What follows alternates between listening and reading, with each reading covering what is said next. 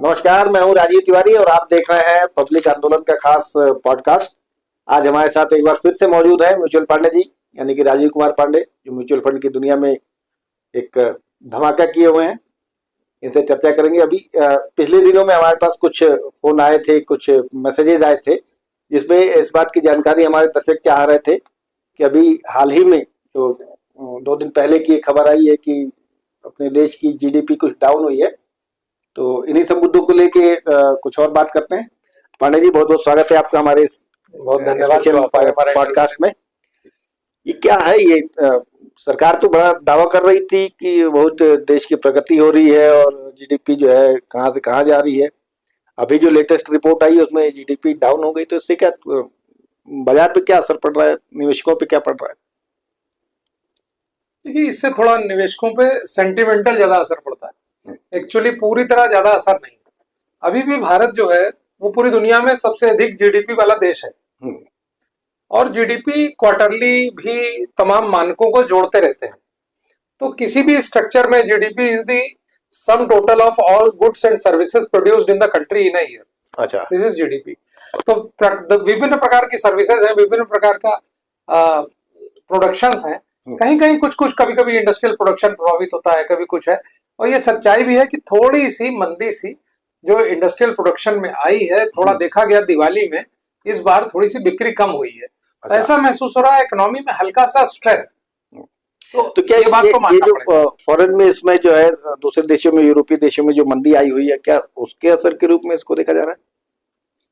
नहीं, वो हमारा भारत की जो जीडीपी है उसमें हमारे गुड्स एंड सर्विसेज का हम एक्सपोर्ट भी करते हैं। अच्छा। अब दुनिया में अगर बायर कमजोर हुआ, जैसे रशिया यूरोप की लड़ाई हुई, तो रशिया ने जो उनकी पाइपलाइन थी, गैसप्रॉम एक कंपनी है, पूरे यूरोप में उसी की गैस आती है, वो महंगी कर दी उन्होंने। अब मजबूरी है यूरोप की, इंग्लैंड की, जर्मनी की, तो वो तो चीजें महंगी हुई, प्रोडक्शन थमा है। तो अब वो जब पैसा नहीं है, तो अमेरिका में भी 40 साल में जितनी महंगाई आ गई थी अभी, तो जो ब्याज दर 2 होती थी वो कोरोना में 0 हुई थी, वो 5.5 कर दी अमेरिका में। लेकिन वो इतने मजबूर है कि वो ब्याज गिरा नहीं पा रहे हैं। अभी भी इन्फ्लेशन बना हुआ है, महंगाई, थोड़ी सी खरीदारी नहीं हो पा रही। जैसे हमारे सॉफ्टवेयर कंपनियों के शेयर 2 साल से नहीं चले हैं ठीक से, तो इसका सबका असर है। और महंगाई तो अपने देश में भी काफी बढ़ी है। अपने देश में बढ़ी है। अभी मैं कल गया था बाजार में तो भिंडी 100 रुपए किलो थी। महंगाई सच कह रहे हैं बढ़ी है, गरीब लोगों को दिक्कत है, वो सच बात है। लेकिन सरकार के अभी उनका स्टेटमेंट आया, निर्मला सीतारमन का, पीयूष गोयल जी जो कॉमर्स मिनिस्टर है उनका ये आया कि आरबीआई अपना फिर भी कोशिश करके दम कम कर। एक्चुअली जो इकोनॉमिस्ट होते हैं ना, उनकी ये बीच का मामला है। इन्फ्लेशन को कंट्रोल करता है आरबीआई। इन्फ्लेशन के मामले में जैसा इन्फ्लेशन होता है वैसे वो ब्याज दर वगैरह करता है। तो ये सब हाईली टेक्निकल बातें हैं, कुछ सच्चाई है, कुछ ठीक है।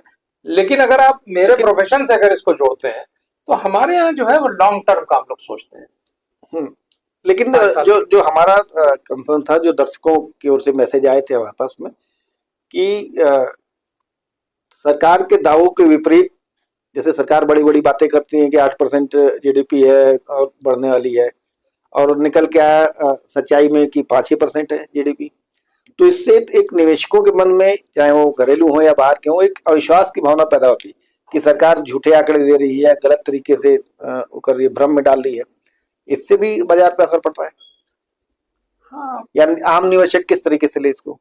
देखिए, आम निवेशक जो हमारे जैसे निवेश सलाहकारों के साथ जुड़े हैं, वो हमेशा 3 to 5 ईयर व्यू रखते हैं। अब मान लीजिए 6% भी आई जीडीपी, तो चाइना की तो 5% के आसपास आ रही है, पूरी दुनिया, अमेरिका 1.5% पे ग्रो कर रहा है, यूरोप 1% पे ग्रो कर रहा है, तब भी बहुत है, क्योंकि 3 ट्रिलियन की इकोनॉमी है। अगर हम 5% भी ग्रो करेंगे तो भी ठीक ठाक एक ग्रोथ है। वो बात अलग है कि सरकार से तो हमारी आशाएं रहती है, हम तो, हमारा बच्चा अगर 90% नंबर लाए तो हम सोचते हैं 95 क्यों नहीं लाए, 99 क्यों नहीं लाए। तो सरकार को तो हमको बोलना ही है, हमारा प्रेशर ग्रुप्स होने चाहिए। अपोजिशन पार्टियों का ये काम है, जनता का जो जगी हुई जनता है उसका यही काम है, सरकार को ऑन द टोज रखे, और सरकार को करना चाहिए, उनके पास इकोनॉमिस्ट है। लेकिन फिर भी मैं आपसे बताऊं, जैसे जो निवेशक घबराते हैं, निवेशक वो घबराते हैं, जैसे पिछला आपने वीडियो हमारा बनाया था, वो ट्रेडर्स को दिक्कत। हाँ, वो ट्रेडर्स हैं, जैसे कि बैंकों के शेयर ले लिए, कुछ और ऐसी चीजें ले ली, इंटरेस्ट सेंसिटिव चीजें ले ली और इंटरेस्ट में चेंजेस आए, महंगाई आई, तो वो तुरंत फर्क पड़ता है। और उन्होंने अपने पोर्टफोलियो का मान लीजिए 10 लाख रुपए लगे हैं, 10 लाख में 7 लाख एक ही क्षेत्र में लगाए हुए हैं। ये सब निजी निवेशक जो खुद डीमैट अकाउंट करके खेला करते हैं, वो उनकी गलती होती है। अच्छा, आपके फील्ड की बात करें म्यूचुअल फंड की, तो अभी पिछले 2-3 महीने से जो गिरावट देखी जा रही थी बाजार में, उसके मुकाबले में अब कुछ सुधार दिखा है। हाँ। तो क्या लगता है कि आने वाले दिनों में क्या माहौल रहेगा? देखिए, हमारे प्रोफेशन में हम लोग बहुत शॉर्ट टर्म पे कमेंट नहीं करते, सब कुछ जो है पता नहीं होता, लेकिन हम मीडियम टू लॉन्ग टर्म पे कमेंट करते हैं कि 2 साल का भी ले लीजिए और उसके आगे का कोई ले लीजिए, तो माहौल बहुत अच्छा है, कोई दिक्कत नहीं है। भारत के फेवर में बहुत सारे प्लस पॉइंट हैं। हम लोग सबसे सस्ते मतलब कम आमदनी वाले लोग हैं, 140 नंबर पे हमारी पर कैपिटा इनकम है। हमारा जो है वो 3 ट्रिलियन की इकोनॉमी हमारी, इतना जैसे $3,000 मान लीजिए पर कैपिटा इनकम है। चाइना की 15-16 हजार डॉलर है, अमेरिका में 50-60 हजार डॉलर है। काम हमारे आ रहे हैं, प्लस हमारे यहाँ टैक्सेस बहुत कम कर दिए गए थे, 22 से 15 कर दिए गए थे, है ना। और 22% है पुरानी फैक्ट्रियों पे, नई फैक्ट्री पे 15, ये सब पहले 28 थे। अब बहुत सारे देश, हमसे ज्यादातर देशों में टैक्स ज्यादा है, तो टैक्स हमारे यहाँ सबसे कम, कॉर्पोरेट टैक्स। और हमारे यहाँ एम्प्लॉइज जो है वो सस्ते, क्योंकि कम आमदनी देश है तो सब लोग, प्लस एम्प्लॉय यंग, ये सब मिला के ऐसा कंकोक्शन तैयार हो रहा है, ऐसा ये आपका जो है शरबत तैयार हो रहा है कि आप पियेंगे तो मजा आ जाएगा। तो बस 3 साल 4 साल के लिए सोचना पड़ेगा, ये छोटे छोटे समय के लिए मत सोचिए। तो क्या आने वाले समय में वही मिड कैप या स्मॉल कैप ही रहेगा या लार्ज कैप भी कुछ करने वाला है? देखिए, ये हमको क्लाइंट की स्थिति देख के करना पड़ता है। हाँ, तो हम केस टू केस बेसिस पे ये डिफर करता है कि क्या परसेंटेज रखेंगे। तो हम क्लाइंट से आते हैं तो हम प्रोफाइल फॉर्म भराते हैं, उसका रिस्क असेसमेंट करते हैं, उसके साइन लेते हैं और देखते हैं कि आप कितना आप रिस्क लेने को तैयार हो। मतलब अब जैसे कि 10% गिर जाना कोई बड़ी बात नहीं होती म्यूचुअल फंड में भी। अभी गिरा ही हुआ है 2-2.5 महीने के अंदर 8%, 6%, तो कोई बड़ी, अब उसके लिए राजी है कि नहीं, लोग घबरा गए। आज ही मेरे पास एक फोन आया कि मम्मी का लगाया था 30 लाख रुपए कम हो गया और उनको लगाना है 30 लाख। हमने कहा इससे चिंता ना करो, 67 हजार कम है, आज 30 हजार बढ़ जाएगा, कल परसों फिर देखिए आज मार्केट बढ़ गया, कल तक लगभग बराबर ही सही हो जाएगा। तो छोटे समय की बात नहीं। तक क्या लग रहा है आपको? व्यक्ति को देख करके फरवरी मार्च में केंद्र सरकार का नया बजट आएगा, फ्रेश बजट। फिर देखिए मार्च फिर भी अभी 3-4 महीने दूर है, हम उस पर भी कोई कमेंट नहीं करना चाहते हैं। और बजट देखिए, भारत में बजट आता है, अन्य विदेश में बहुत सारे देशों में कोई बजट नहीं आता है। अच्छा, इस budget is a non issue, कोई बड़ी बात नहीं है। जो आपको मैंने जो 2-3 फैक्टर्स बताए वो इतने परमानेंट, जैसे कोई जनसंख्या अचानक नहीं बढ़ा सकता है दूसरा देश। अब देखिए भारत में भी, साउथ इंडिया में भी जनसंख्या कम हो रही है। अब कई देश तो जनसंख्या बढ़ाने के लिए इंसेंटिव दे रहे हैं। सुना है चाइना में कह रहे हैं कि बिना शादी के आप बच्चे पैदा करिए और लीगल होंगे। चाइना है, जापान है, चाइना, जापान, सिंगापुर, ऑस्ट्रेलिया, वो सब जगह दिक्कतें हैं। तो हमारे देश में भी आरएसएस प्रमुख मोहन भागवत का भी एक बयान आया था कि जनसंख्या बढ़ाइए। तो ठीक है, जनसंख्या जैसे 140 करोड़ की हमारी जो इकोनॉमी है वो डोमेस्टिक फेसिंग है। हाँ। हम लोग अपनी जो लार्ज कैप कंपनियां उसका 13% एक्सपोर्ट करते हैं, 23%। स्मॉल कैप मिड कैप का खाली 13% एक्सपोर्ट होता है। तो हमारा रेवेन्यू बहुत ज्यादा बाहर से नहीं आता। हम चाइना की तरह नहीं है, चाइना पे फर्क बहुत पड़ा अमेरिका के डाउन होने से। चाइना बहुत सामान बनाता है बाहर के लिए, तो हम इनवर्ड लुकिंग इकोनॉमी है। तो हमारे ऊपर कोई सब चीजों का कोई प्रभाव नहीं है, बल्कि हमारे लिए यह है कि 140 करोड़ लोग हैं, तो अगर बाटा का जूता है, बाटा का शेयर लेते हैं तो बहुत से लोग लेंगे। तो इस प्रकार से एफएमसीजी का गुड्स है। अब बाटा लेना है कि और तमाम सारे हैं कि कौन सा लें, ये फंड मैनेजर का काम है। तो हम अच्छी योजनाओं से उनको जोड़ देते हैं, उनको कोई दिक्कत नहीं होती है। तो हमारे यहाँ आप देखिए ना कि इतनी मोटरसाइकिलें बिक रही, इतनी कार बिक रही, इतना टूथपेस्ट बिक रहा है। तो एक बहुत इकोनॉमी में बहुत हलचल है, बहुत ज्यादा। और पर कैपिटा इनकम जब किसी देश में 2,500-3,000 से ऊपर बढ़ती है तो रोटी, कपड़ा और कुछ हद तक मकान की जरूरतें पूरी हो जाती हैं, तो वो खर्च होता है। अब जैसे आपने काला जैकेट पहना हुआ है, आप अच्छा खासा पैसा है आपके पास, तो आप किसी मॉल में गए तो आपने कहा लो नीला भी ले लूं, नो पीला भी ले लूं, तो लोग लिए पड़े बिना जरूरत के। ये पिछले कई सालों से चल रहा है। आप ईमानदार पत्रकार हैं। तो ये चीज है बाबा, इससे ये शॉर्ट टर्म में कुछ फर्क नहीं पड़ता है इन सब जो आपने प्रश्न पूछे हैं। लॉन्ग टर्म अभी भी बहुत मस्त है। हमसे पूछिए 3 साल में कितना मजा आ गया लोगों को, 5 साल में कितना मजा आ गया। लेकिन इन पिछले 3 सालों में कुछ कोरोना का भी तो असर था ना। कोरोना के चलते नहीं, जो बाजार गिरी थी। अब जो आज जो कोरोना है वो 3 साल के बाद का स्थिति थी। जैसे 24 में हम बैठे तो 21 में कोरोना खत्म ही सा था। एक थर्ड वेव एक बात थी, वो नहीं आई। थोड़ा उस समय मार्केट 15-20% करेक्ट हो गई थी, लेकिन हल्का हल्का लोग डरे डरे कॉशियसली ऑप्टिमिस्टिक थे उस समय। तो थोड़ा सा वैल्यूएशन बढ़ चुकी थी, बहुत नहीं बढ़ी थी। तो आज आप देख लीजिए कि 3 साल में पैसा डबल हो गया है, मोटा मोटा डबल से कम, डबल से ज्यादा। आने वाले 3 साल में अब क्या लग ये रहा है? देखिए सेबी का डंडा मुझ पर चल जाएगा। मैं ऑथराइज हूँ। आजकल आप देखिए जिसको देखो वो कोई ना कोई रील बना रहा है फेसबुक बना रहा है। जो हड्डी का डॉक्टर नहीं वो भी दवा दे रहा है, जो गैस्ट्रोएंटरोलॉजिस्ट नहीं है वो बता रहा है कैसे एसिडिटी कम करें। तो इतना लोग फालतू लोग टीवी पे बोलने वाले हैं, उस पे फेसबुक पे सोशल रील मीडिया बनाने वाले, प्लेटफॉर्म पे। सोशल मीडिया पे। मुझे उनकी तरह नहीं होना है। मैं एक जिम्मेदार आदमी हूँ। मेरे पास हजारों, सैकड़ों, हजारों लोगों का डेटा मैं मेंटेन करता हूँ और उनको उनके हिसाब से बात करता हूँ। तो मैं ऐसी हल्की फुल्की बातें नहीं कर सकता कि 3 साल में पैसा बढ़ जाएगा। ये कह सकता हूँ 3 से 5 साल में मार्केट डबल हो जाती है। 3 से 5 साल में मजा आ जाएगा। मजा आ जाएगा। हाँ। 10 साल में भयंकर मजा आएगा, बहुत मजा आएगा। 20 साल में, अभी आपको देखिए मैं भूल गया कंसल्टेंट का नाम, वो कह रहा है कि ये भारत का अगला दशक नहीं है बल्कि शतक होगा, शताब्दी होगी, शताब्दी है। तो आप देख लीजिए यूरोप जनसंख्या वगैरह है नहीं, वहां कोई ग्रोथ हो नहीं रही, आधा % 1% ग्रो कर रहे हैं। मुझे कुछ साल पुराना आंकड़ा याद है कि स्टैंडर्ड चार्टर्ड बैंक है जो अमेरिका का बैंक है, उसकी 7-8 साल पुराना डेटा है, उसका उस साल अमेरिका में ग्रोथ 2% की थी और भारत की ग्रोथ 23% थी। तो अभी ज्यादातर देखिए तो म्यूचुअल फंड को समझने वाले लोग अपने आसपास है ही नहीं, बहुत कम संख्या में लोग करते हैं। तो कोई भी चीज कहाँ लोग समझते हैं। जैसे म्यूचुअल फंड बताइए, आप मान लीजिए पत्रकार है, शेयर है, तो आप भी कहाँ ज्योग्राफी आप कहाँ समझते होंगे। मैं कहूँ पश्चिमी विक्षोभ की वजह से वर्षा हुई, तो आप कहाँ समझेंगे, नहीं समझेंगे। आप मैं इतिहास में आपको कोई बात करूं, फिजिक्स में बात करूं, मैं क्वांटम फिजिक्स की बात करूं, तो आप नहीं समझेंगे।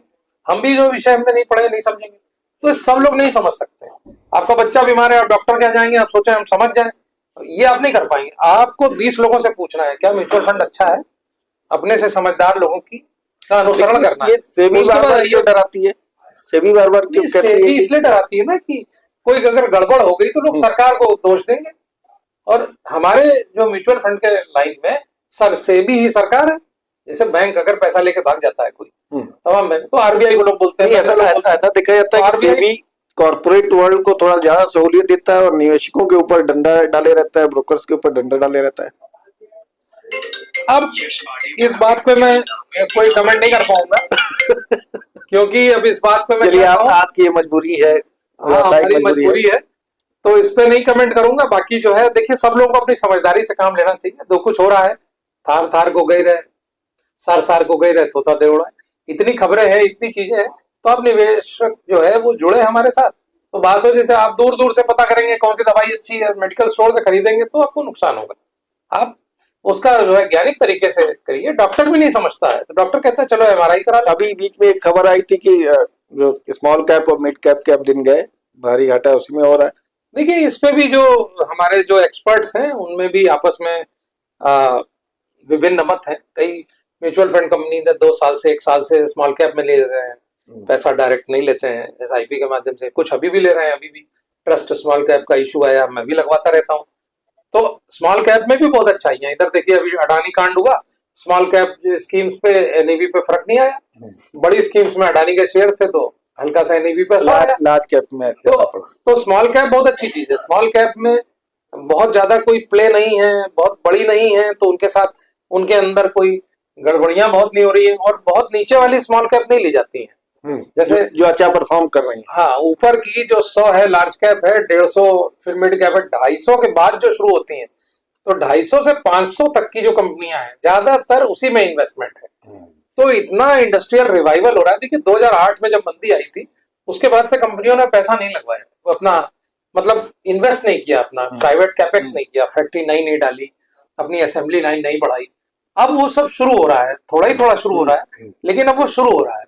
उसको बोलते हैं ग्रीन शूट्स इमर्ज कर रहे हैं। अच्छा। जरा जरा आपने बीज छिड़का तो आपको हरी हरी धूप दिखने लग गई।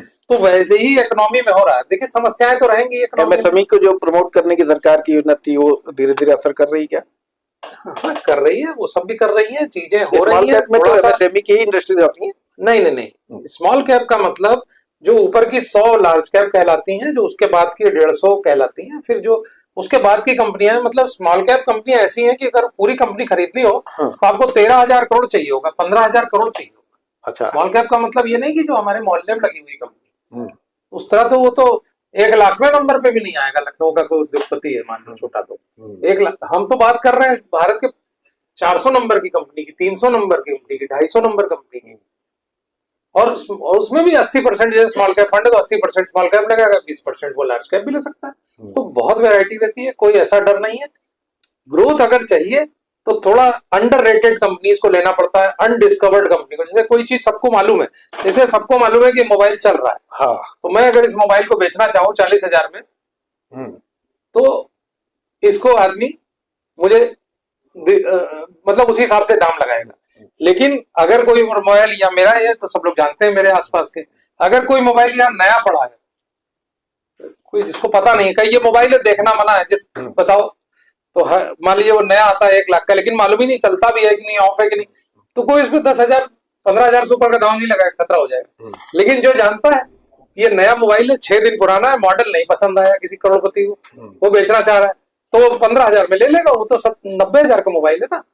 तो ऐसे होता है कि जैसे आपने कोई कंपनी को खरीदा फंड मैनेजर ने, और उसको मालूम है कि इस कंपनी को बहुत ऑर्डर्स मिल रहे हैं, तो इस पे देखिए छोटी कंपनियों पे रिसर्च रिपोर्ट्स कम है, एनालिस्ट कम वर्क कर रहे हैं, तो धीरे धीरे जब उसकी जानकारी बढ़ती है तो वो बहुत उसकी डिमांड होती है। तो पता लगा 50 रुपए में लिया, वो 550 रुपए का शेयर हो गया 1 डेढ़ साल में, तो आप सोचिए कितना कितना पैसा बढ़ा लिया। इस तरीके से फंड मैनेजर काम करते हैं, ये भी एक बड़ी गहरी फील्ड है।